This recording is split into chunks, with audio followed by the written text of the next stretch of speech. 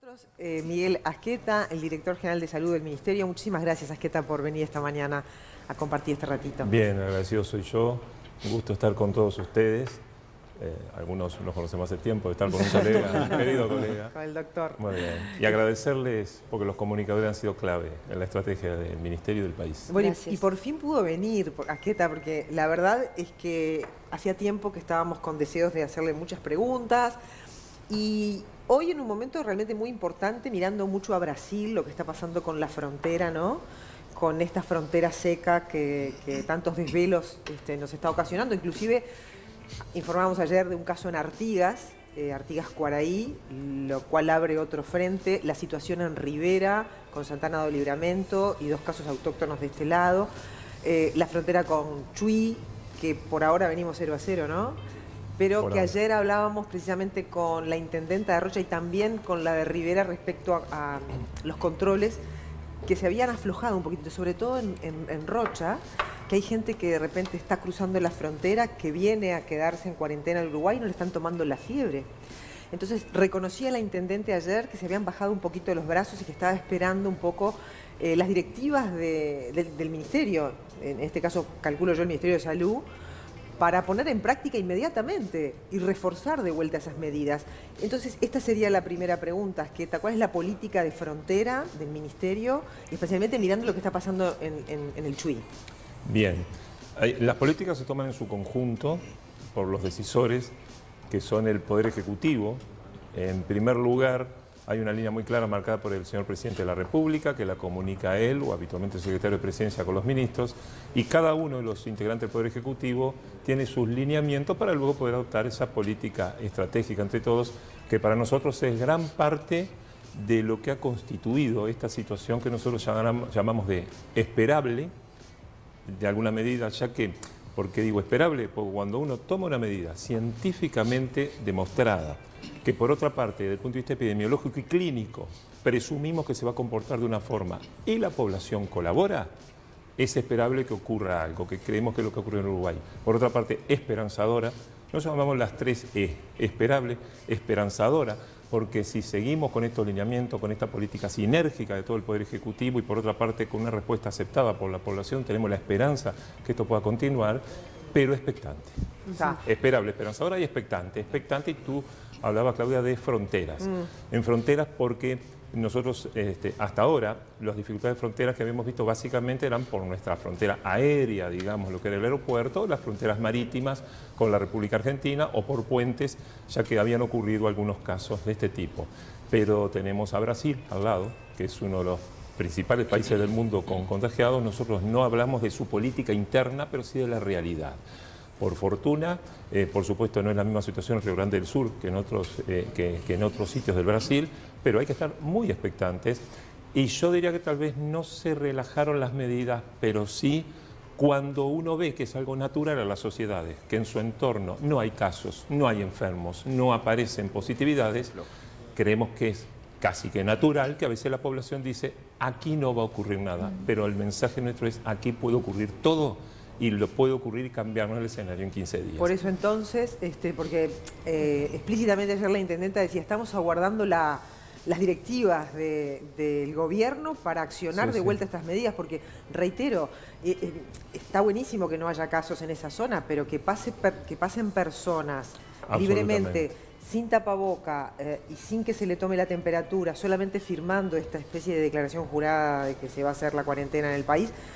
Parecería que no alcanza, ¿no? Porque bueno, es como regalarse un poquitito, me parece, ¿no? Hay que reforzar desde todo punto de vista. En ese sentido, ¿cuándo llegaría las directivas hacia esa parte del país para que inmediatamente puedan volver esas medidas? Son permanentes.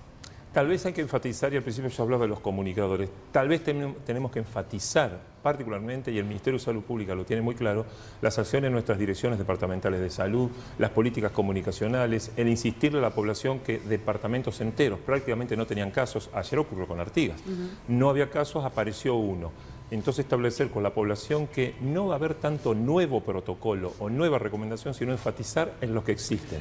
Y por supuesto, en el intercambio de las personas, ahí sí actuamos con Cancillería y actuamos con otros sectores, como hasta los propios ministerios de Trabajo y demás. Ayer las autoridades de salud, por ejemplo, de la Intendencia de Artigas, hacían referencia a que hay una movilidad de 8.000 personas diarias a través del puente de Cuaraí. Entonces, ahí capaz que ver cuál es el tipo de acción a tomar. Mucha gente trabaja de un lado o trabaja del otro y esa movilidad es inevitable, pero ¿de qué manera se puede, no digo cortar el puente, porque eso sería muy complicado, parcial, pero capaz, cómo ¿no? regularizar esa situación que por lo menos desde la Intendencia se estaba planteando, ¿no? Bueno, nuestro ministro, que estuvo en la zona de frontera norte, como también estuvieron otras autoridades, ha recomendado enfáticamente que algunas medidas que se practican rutinariamente, imaginemos, a la entrada del canal, por decir un ejemplo, a la entrada de nuestro lugar de trabajo, como la toma de la temperatura, el tener la higiene adecuada hasta para los zapatos, el lavado de manos y demás, eso es enfático.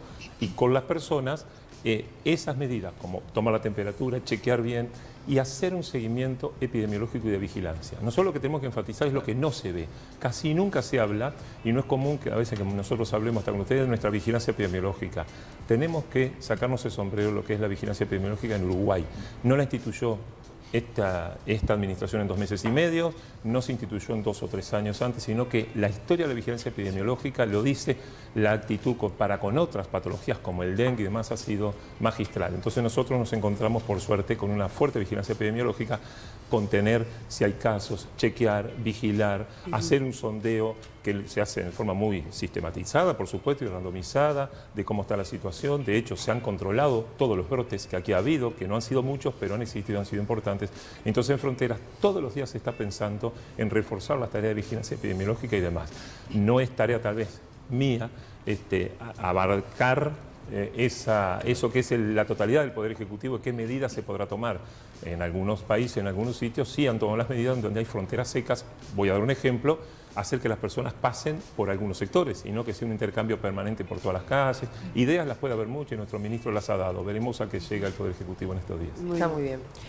Ayer trascendió la llegada de esta nueva aplicación, en realidad que estaría en la aplicación que ya está desarrollada aquí en el Uruguay, la que formaría parte Apple y Google. Esto desde el punto de vista sanitario, ¿es una herramienta que va a servir, va a ayudar al control, al continuar con estos controles aquí en el Uruguay? Nosotros llamaríamos una herramienta más de vigilancia, porque para nosotros es clave. De hecho, en nuestro departamento de vigilancia epidemiológica, nosotros hacemos un seguimiento permanente, pero sabemos que siempre se escapan casos. Tenemos un caso positivo y a sus familiares, a sus contactos, no solo se los intruye en persona, sino que se testea a veces, el testeo telefónico, que se hace con los presumibles contactos y demás. Con lo que tú dices, creo que va a haber un paso muy importante y es poder tener en el momento y por la tecnología que la ha desarrollado de forma magnífica los sectores correspondientes del Estado, un estado de situación por la cual tú te puedes enterar de forma que no pudiste haberlo hecho de ninguna forma si estuviste cerca o en contacto con algún caso positivo. Eso puede ser un paso muy importante, doctor, y se viene trabajando hace 1 mes y medio. Por lo menos. Doctor, al no tener GPS, me encantó la aplicación, que me parece que va a estar buena. No tener GPS va a generar una especie de dilema de saber con quién fue que me encontré, porque te va a decir que estuviste con alguien, pero no dónde, ¿no? No hay posibilidad de que se tenga la posibilidad de conocer en qué lugar y en qué momento fue, porque al no tener GPS, no tener una relación de lugar, es difícil. Te va a decir nada más que estuviste en contacto con alguien. Sí. Bueno, lo que pasa es que no soy la persona adecuada para dar una respuesta tecnológica. Claro. Para nada. Estaba el dilema moral de decir, bueno, el señalamiento, ¿no?, hacia las personas que pueden tener, que pueden ser COVID no es tan positivas. grave. Convengamos, tampoco es tan grave. Bueno, ¿no? Tú sabes que eso lo hemos hablado mucho y creo que se ha entendido la población. De hecho, cuando hacemos la vigilancia epidemiológica, que es algo muy importante, ocurrió acá en los casos de brotes. Al principio, algunas personas podían dudar o no de dar una respuesta, porque tú le decías, tú estuviste en tal lugar, fuiste a una fiesta, claro. ¿Con quién tomaste una copa? Tú decías, ¿y esto con qué ánimo me lo preguntan? Claro. Hay que entender que el ánimo de la salud pública es siempre protegerte a ti y proteger al otro. Claro. Porque si tú dabas positivo, que me digas que habías estado al lado de Nogueira es clave para él, no para ti. Entonces, lo que le decimos a la población, que ese concepto de la salud pública no es el delatador, no es el que denuncia, es protegernos a todos. Por eso creemos que va a ser clave esta. Bueno, si bien no hay que festejar, ¿no? Porque no sabemos qué puede pasar el día de mañana, pero el lunes se celebró la Asamblea Mundial de la Salud, de la que participó Salud Pública. ¿Cómo está parado Uruguay frente al mundo? ¿Cómo nos ven? Y se puede decir, en pocas palabras, ¿qué fue lo que se hizo tan bien como para que ahora se vean tan pocos casos y estemos en la situación en la que estamos? Es más, permíteme agregarte algo, y tenemos ahí la fotografía, lo que fue la tapa del Clarín en las últimas horas. A ver. Es una fotografía de la Rambla de Montevideo y hablan del modelo uruguayo. Exacto. ¿No? Del modelo uruguayo, como con el Greg Mortimer hablan del modelo uruguayo a nivel internacional. Hablan del modelo uruguayo en materia sanitaria, ¿no? Ya vamos a mostrar en imágenes esa fotografía, pero está buenísimo lo ahí está. que plantea. Ahí está. Mirá, Asqueta. Sí. Y bueno. Ahí está la Rambla uruguaya. Ahí está la uruguaya con el otoño, tal vez que tenemos, que nos asusta los fines de semana. Muy particular el otoño. Otro modelo cruzando el charco, dice abajo. En condiciones normales, todos queremos que los otoños sean así, ¿no? Claro. Y esta vez nosotros decimos, bueno, es increíble, viene el sol para el fin de semana, pero se va a juntar la gente, va a haber una aglomeración de personas. Yo creo que no hay un modelo uruguayo, hay una conducta uruguaya y hay una rigidez científica y técnica en haber cumplido lo que estaba recomendado. En primer lugar, los que pasamos por la Facultad de Medicina sabemos que las cosas se comprueban científicamente y después hay que aplicarlas. Y lo que no está demostrado, tratar de inventar poco. Y si lo hace, que tenga mucho sentido común. El mayor de los sentidos que a veces se carece. Uruguay hizo al principio lo que se debía hacer. En primer lugar, ¿qué capacidad teníamos? No se olviden que nosotros asumimos un domingo, el 2 de marzo fue la firma y las fotos, y el 3 de marzo, martes, 8:30 de la mañana, teníamos la primera reunión con todos los actores. No, en la historia no existió algo así. El primer día de trabajo, 8:30 de la mañana, estaba el hospital militar, el hospital policial, los prestadores, la ciencia, la academia, los CTIstas, todos reunidos en el Ministerio de Salud Pública en una gran mesa a ver qué íbamos a hacer. ¿Qué se hizo? Se preparó el sistema de salud. Se preparó el sistema de salud, pero no quiero decir que no estuviera ya listo, pero se preparó para esto.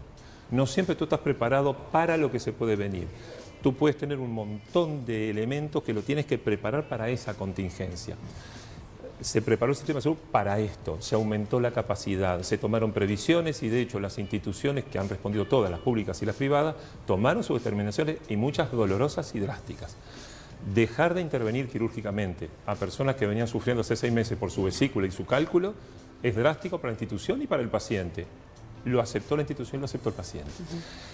Tener que invertir miles, y hoy son millones de dólares, en comprar respiradores, porque podía llegar a pasar algo que veíamos por la tele que era aterrador, y nuestros informes era que podía ocurrir, y ojo, no estamos libres, sigamos haciendo las cosas bien.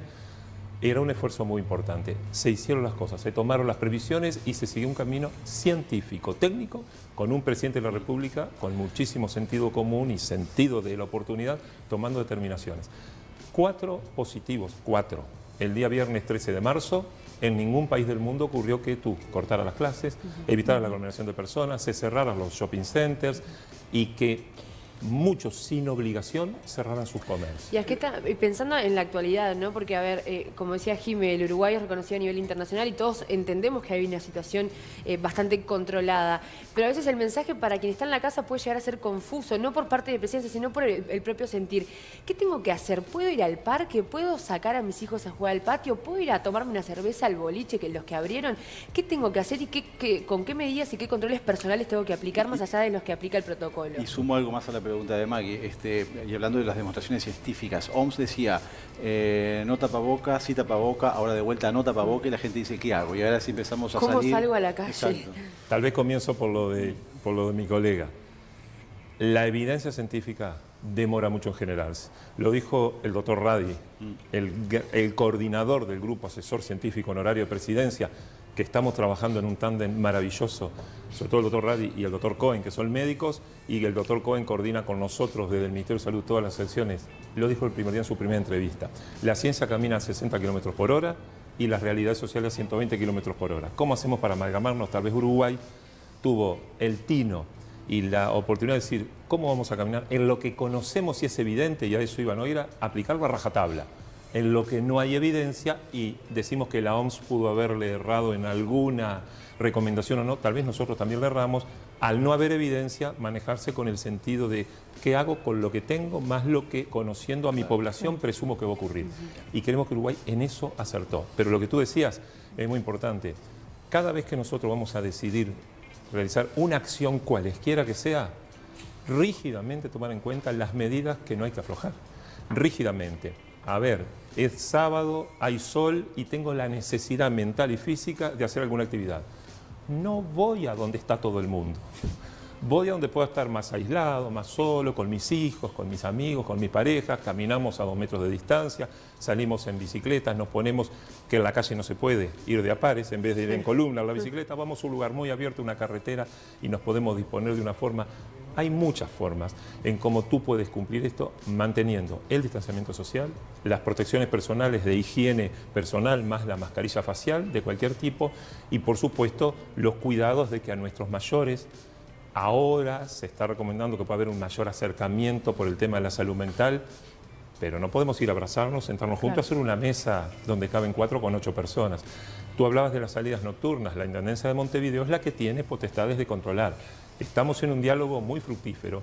Bueno, si nos gusta bailar, habrá que bailar frente al televisor, habrá que hacer la clase frente a las maquinitas que ponen música. Pero sí puede ir a comer. En una aglomeración de personas no está prohibido y desde hace unos días ya está protocolizado, que tuvimos excelente relación con el Grupo Centro y demás, y la Intendencia de Montevideo tiene su decreto para cómo establecerse.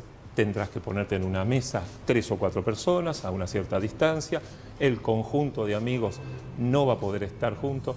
Es una situación transitoria. A veces los médicos decimos, ¿qué hubiera pasado si yo me caigo, me quiebro y estoy con la pierna para arriba 6 meses porque me demoran en soldar? Y estoy en una cama 6 meses. Tomémoslo como esto y el Uruguay va a salir adelante. Aquí está el propio presidente, almorzó y hizo un asado el otro día con los legisladores, o sea, es una señal también esa, ¿no? De algún modo.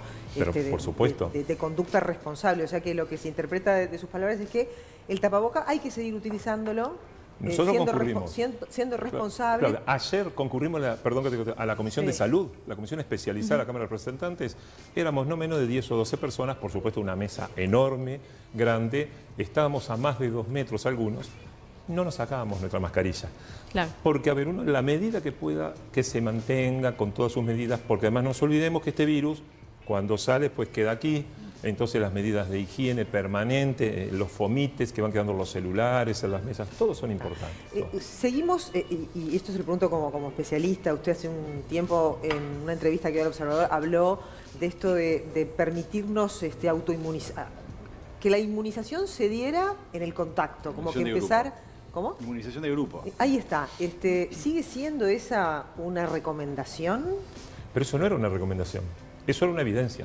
A ver, se confundió tal vez el momento. Nosotros decíamos lo que está ocurriendo ahora, pero lo había dicho sin pasar por la Facultad de Medicina el señor Presidente de la República.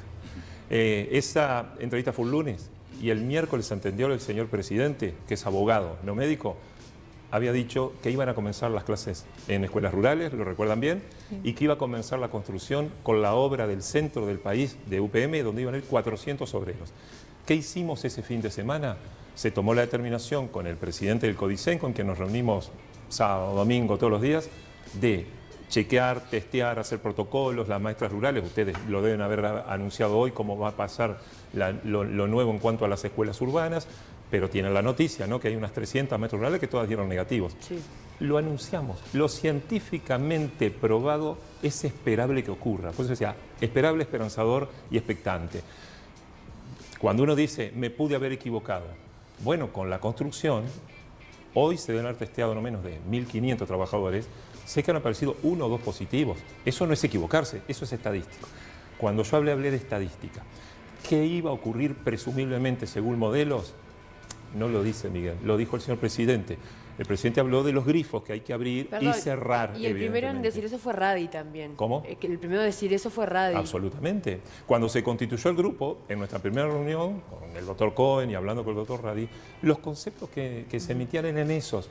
Porque las enfermedades infecciosas tienen su respuesta inmunitaria. Las enfermedades infecciosas no las podemos compartimentar. Si nosotros nos pusiéramos todos alrededor de un vidrio, no va a salir el virus de ahí. Es bravo estar encerrado, salvo en una cápsula espacial, estar encerrado atrás de un vidrio. Pero todo ha transcurrido con esa especialidad científica, con la magistral mano del que abre y cierra los grifos, que es el señor presidente, tomando las medidas adecuadas, y no por lo que diga el Ministerio de Salud solamente. Normalmente se dice, lo que diga salud es Biblia. No, lo que dice salud es la recomendación de la evidencia. ¿La decisión termina Después siendo siempre política? ¿Cómo? ¿La decisión termina siendo siempre política? Siempre es política. La última determinación siempre es política. Y lo bueno, lo sano, y tal vez esto no parece la respuesta a lo que me decía Claudia con respecto al Clarín y al Internacional. Tal vez no es éxito, pero ese modelo uruguayo es porque creo que es no la perfección, que no existe, y menos en nosotros, llevamos 2 meses y medio, pero es llevar al extremo la buena decisión política en base a la buena evidencia técnica y científica. Creemos que eso, y en todos los ámbitos, si tú quieres hablar de industria, si quieres hablar de economía, asesores, todo, y la decisión política acertada es lo que te da lo mejor. Pero Miguel, pero todavía no hay certeza científica de que uno se inmuniza del COVID-19, o la hay, porque de acuerdo con quien hable uno, sea un infectólogo, un virólogo, tienen matices respecto a los anticuerpos, ¿no? Más que matices, ¿sabe lo que hay, Claudia? No sabemos, porque está transcurriendo. El 20 de mayo del 66 no se sabía cómo iba a terminar el partido de Peñarol con River. Iba transcurriendo, iba 2-0 abajo. Después sabemos lo que ocurrió. A ver, se podía esperar de ese cuadro. Tal vez de otro no se podía esperar de lo que había en la cancha. Nosotros lo que creemos, Claudia, es que como está transcurriendo, los especialistas, infectólogos, virólogos, epidemiólogos y demás, tendrán discusiones sesudas con cuánto dura, cómo te inmuniza y demás. Hago una pregunta, no a ti, sino a todos los que estudian. Los famosos test serológicos que se hacen en todo el mundo, que te detectan, ¿qué son? Detección de anticuerpos o detección de partículas virales. Existen y dan positivos en un alto porcentaje. ¿Qué detectan? Anticuerpos, claro. Inmunoglobulinas. ¿Cómo? Entonces no las tenemos. Cuando decimos que las personas van a tener la enfermedad y luego van a tener los anticuerpos, que son las inmunoglobulinas, ¿los tenemos o no los tenemos? No es una discusión de velocidad entre nosotros o que dos profesionales, por ejemplo, con Noguera nos pusiéramos a discutir hasta el cansancio si existen o no. Ahí están, se están midiendo. Otro va a ser el comportamiento de ese virus y de esa respuesta a lo largo del tiempo en el año. No ha ocurrido todavía. Por eso, prestigiosos colegas, algunos dicen que puede haber una inmunidad sostenida, otros dicen que no. En el mismo día tú lees un paper que dice, ojo, porque la inmunidad no es duradera y se pueden contagiar 2 meses. Y lees otro de otra procedencia seria, donde te dice, sí, está demostrada, está transcurriendo el partido. Claro, por eso la premura que de acá a un año pueda estar la vacuna, porque para el caso de que no se genere la inmunidad sostenida, bueno, va a estar la vacuna. Absolutamente. Doctor, yendo al tema de la otra vacunación, que es la vacunación de la gripe, ayer en la Comisión de Salud se planteó esta preocupación por los cobros, ¿no? Lo que se cobra cuando se va a vacunar a domicilio y planteaban este proyecto de decreto de que se establezcan topes de tickets. ¿En qué ha quedado eso? Y unimos a si se mantiene la recomendación de seguirse vacunando contra la gripe. No solo se mantiene la recomendación, se mantiene la recomendación con una felicitación. Estamos felicitadores del Ministerio desde hace mucho tiempo, porque además cuando decimos que los latinos o los uruguayos no cumplimos, la mejor demostración que va a quedar para la historia es la respuesta del pueblo en esta pandemia. 670.000 vacunas, 675.000 vacunas se dieron hasta ayer. Nunca en el Uruguay se dieron más de 600.000, nunca. Nunca se compraron más de 600.000, 580.000 creo que fue el récord en algún invierno. Se dieron 670.000, tenemos 800.000 hoy y llegan entre el 5 o 6 de junio 200.000 más para llegar al millón. La recomendación sigue, por año se mueren más de 1.000 uruguayos por enfermedad respiratoria aguda grave, muchas de esas cosas por el virus de la influenza que es el de la gripe. Hay que vacunarse, además ni que hablar de las comorbilidades. Imagínate tener una influenza y además contagiarte del coronavirus. Felicitamos a la población uruguaya como ha respondido y por fin se le hace caso a la ciencia. Porque si no, no, mi vecina se vacunó y tuvo fiebre.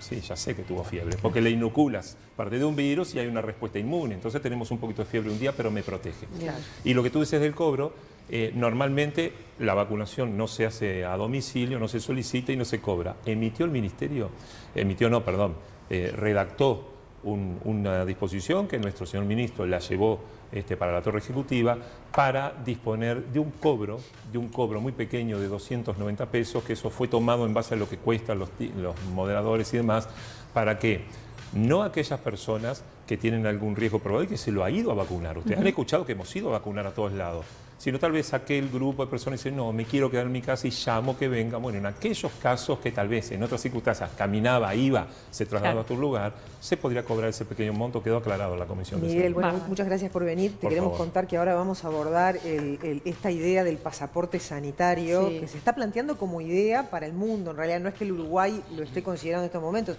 pero puede ser una cuestión, digamos, de la nueva normalidad, mirando el mundo y cuando uno empieza los trasiegos hacia otros países, ¿no? Sí, incluso fuentes del Ministerio de Turismo dijeron a Buen Día que no es todavía un tema de conversación en el Uruguay, que no hay fechas para la reapertura de las fronteras y menos de los aeropuertos, pero sí desde la Organización Mundial del Turismo se hizo un llamado a empresarios de startups y emprendedores a generar propuestas de cómo hacer para ayudar al sector, que bueno, sabemos que es uno de los más golpeados, y una de las propuestas justamente fue la creación de una serie de tecnologías para este pasaporte de salud, así que ahora vamos a conversar. Claro, lo podría ver con buenos ojos el Ministerio de Salud y las autoridades de gobierno en el caso de que se... Todo nosotros lo podemos estudiar, porque lo que no dijimos, entonces aprovecho estos 15 segundos, son para decir que parte de lo bueno que ha ocurrido es la capacidad de testeo, porque puede estar incluido en esto.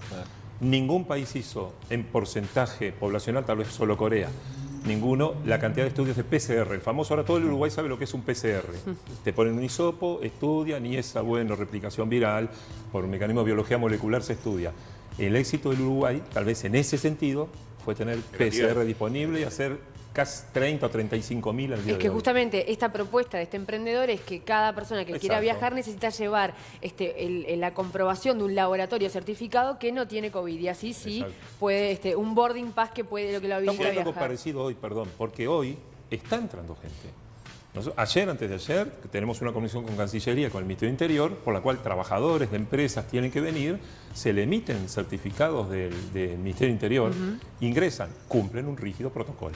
Se hacen un estudio PCR en determinado momento, como lo establecimos nosotros, a los tantos días, se tienen que quedar confinados en una casa, en un hotel hasta ese día, da negativo y van a trabajar. Pero fíjese que esos son personas controladas, acompañadas por los ministerios. Esto se habla una vez que se abran las... Si hay un lugar donde te podés contagiar todo, porque antes de coronavirus son los aviones, o sea, te agarrás la peste. Aviones y hospitales. Es impresionante, el avión es el lugar. Es así. Bueno, le agradezco el tiempo, lo libramos que se tiene que ir para otro lado. Así que gracias. Repetiremos en cualquier momento otra conversación. A ustedes, por favor, síganle comunicando estas cosas a la gente, que ese va a ser el éxito. Gracias. Gracias.